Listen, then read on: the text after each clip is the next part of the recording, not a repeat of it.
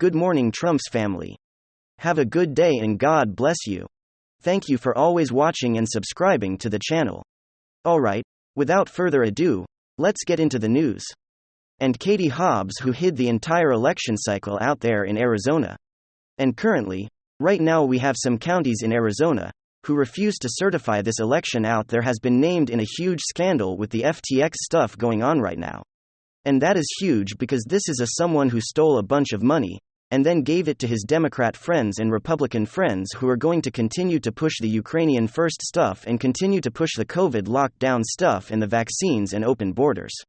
This is what the FTX was all about, was a money laundering scheme designed to help Democrats and help Republicans who wanted the same type of style of that what we saw take place all through 2020. This is what they were doing. And of course, now we have information showing that Katie Hobbs indeed was involved in this busted right. So let's kind of dive into what we have here. It says Katie Hobbs tied to the FTX funding stuff, the funding pack or whatever. So this is huge. Just what we need to go ahead and take a look at here. So says bankrupt cryptocurrency exchange. FTX now appears to have played a role in Arizona's midterm election after funneling millions of dollars into the Phoenix Space Protect Our Future PAC, and a stunning and impossible upset. Katie Hobbs allegedly defeated extremely popular conservative Kari Lake in a midterm gubernatorial election. Katie Hobbs did not campaign, did not have major following, did not hold rallies, and refused to debate. Hobbs' victory was pulled off by disenfranchising Republican voters who chose to vote in person. We reported on how FTX was gone bankrupt. And how it was one of the top donors to Democrats over the past few years. At least $40 million was donated to Democrats from FTX. According to the FEC reports, FTX CEO Sam Bankman-Fried also gave $27 million to a Phoenix-based PAC tied to Democratic activist and consultant, Daisy Montana, who is listed as treasurer. According to the report by Arizona Free News, the Moneywheel Bitcoin's consulting firm received over $134,000 from February to early July from the Protect Our Future PAC. The money will also receive $114,000 from the Katie Hobbs campaign and $372,000 from Mark Kelly's campaign. Daisy Montana has shown up or has shown support for both candidates on Twitter. Yes, here it is. We see that. Arizona Free News reported not only to Protect Our Future PAC received $27 million from FTX, was the primary beneficiary of his contributors' contributions by far the PAC treasurer, Daisy Montana, a name that appears frequently throughout the Democratic dark money web in recent past.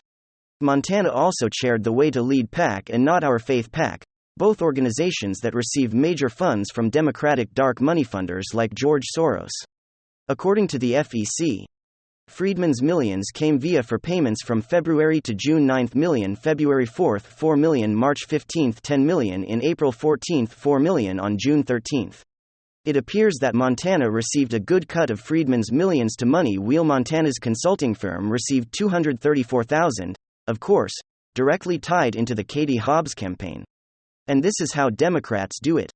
They love their money laundering schemes. They love to sit there and funnel money. Would love to see an obvious investigation open up to these individuals, and these people are arrested and thrown in prison for what they've done. So we'll see what will continue to follow what happens in Arizona. I'll continue to keep you guys updated. Then some significant news. Is this the new leftist strategy every single time they're caught on a bogus narrative or releasing totally fake news? The response is not to retract the story or to claim, you know what, we were wrong. That was a bogus narrative. It's to say, well, actually, this needs more context. Just yesterday I released the video of Karine Jean-Pierre essentially doing the same thing, where the White House outright lied in order to give Joe Biden credit over something he had absolutely nothing to do with. Then Karine Jean-Pierre said, well, it needs more context, there's more to this story, and went on a whole gibberish rant, completely changing the subject. Well, now we have a very similar moment, this time with CNN, Don Lemon, who did an entire segment on Elon Musk trying to debunk a narrative, except he literally didn't debunk the narrative, went on to say, well, this needs more context, and then completely changed the subject to something entirely different in a failed attempt to try to justify the initial bogus narrative that, by the way, CNN themselves at the time promoted without question, without fact check, and here they are fact checking what they refused to fact check in the first place by refusing to fact check what they got wrong. How does this guy still have a job is really beyond me. I mean, he must have some serious pull at the network, and probably what's even more surprising is how does someone like this, someone so dishonest, someone so incompetent, get himself in a position in the news media where he's making millions of dollars a year? Down the mind isn't worth minimum wage, let alone millions of dollars. All right, folks. CNN's new image, their new move towards neutral journalism, nice in theory, commendable, but it's just not gonna work unless you get rid of these dorks. Let me give you guys the context, some backstory on them. On tries to rewrite the hands up, don't shoot myth, it absurd knock on Elon Musk. It all started off with this little Twitter exchange between Andy Noah and Elon Musk. Hands up, don't shoot as one of the biggest hoaxes to come from the American. That big lie has inspired many to become radicalized and militant. Elon Musk response: true, according to Obama's DOJ, the Ferguson shooting was unequivocally self-defense. So the Ferguson protests word, if you believe Obama's DOJ based on a false premise, I mean, most of us who are informed of this type of thing, this isn't exactly news. And honestly, if you're a left boyd, this is probably a subject that I would try to avoid in a debate. You'd probably end up looking like a real fool in the end, but of course looking like a real fool. That's what Donald Lemond does. So he took on the challenge, and well, it was pretty much a train wreck. Everyone listen to this, he said. Well, that was Twitter's new owner Elon Musk mocking a t-shirt the company made years ago in an effort to show support for its black employees and users of Michael Brown. And now deleted follow-up tweet. Musk noted that the shirts came after the Ferguson protests and repeated a right-wing talking point suggesting that the protests following Brown's death were overblown, and he wrote, and I quote here, "Hands up, don't shoot was made up, the whole thing was a fiction." Now must replace a deleted tweet with a follow-up tweet containing only the link to a Department of Justice report on Brown's death. Okay. Facts first. Here on CNN, Musk said that hands up, don't shoot was made up, the whole thing was a fiction. This needs some context. So the phrase hands up, don't shoot became a national rallying cry in 2014 in solidarity with Michael Brown, who's the unarmed black teenager who some witnesses said had his hands up to surrender when he was shot and killed by a white police officer, Darren Wilson, in 2015. The Justice Department casts doubt on the hands up account, concluding in a report that Wilson shot Brown multiple times only as Brown was moving toward the officer. This is what Musk is referencing. In his tweet, the DOJ did not find grounds to charge the officer, but in a separate report released the same day it did find evidence of systematic racial discrimination in Ferguson at the hands of the city's police department, and municipal court. Now the DOJ in his scathing report pointed to the statistics for proof by people in Ferguson are twice as likely to be searched during vehicle stops than whites. So remember, hands up, don't shoot after Ferguson became a nationwide protest symbol for police mistreatment of minorities. It was about more than the shooting of Michael Brown. It was about the pattern of police shootings and brutality in this country, and #StayWoke, which Mark Must-Mott was how Twitter wanted called out racial injustice, how they wanted to call out racial injustice. I must replace a deleted tweet with a follow-up tweet containing only the link to a Department of Justice report on Brown's death. Okay. Facts first here on CNN. Okay, folks. I mean, let's go back to what Don Lemond said there at the end, before he got into whatever tangent point he was trying to make. Don Lemond literally says facts first here at CNN as he tries to debunk the right-wing narrative on hands up, don't shoot, and then completely pivots to a report which happened after the fact claiming that supposedly the Ferguson Police Department is racist. What does that have to do with the hands up, don't shoot myth? Which was a myth, it was a lie, a bogus narrative that got spun into an activist talking point which spawned Black Lives Matter, and the whole racket that's begun there. What is this? Suppose that report on the entire Ferguson Police Department, which again, the stats cited are a little bit misleading. It's hard to really understand the deep context here, or some of the nuances. How does this report somehow justify the straight-up lie that was promoted by activist groups, that was promoted by CNN? Don't forget this right over here, where these activist journalists at CNN actually promoted the heads up, don't shoot narrative, as you can see from the photo right here where they're all putting their hands up.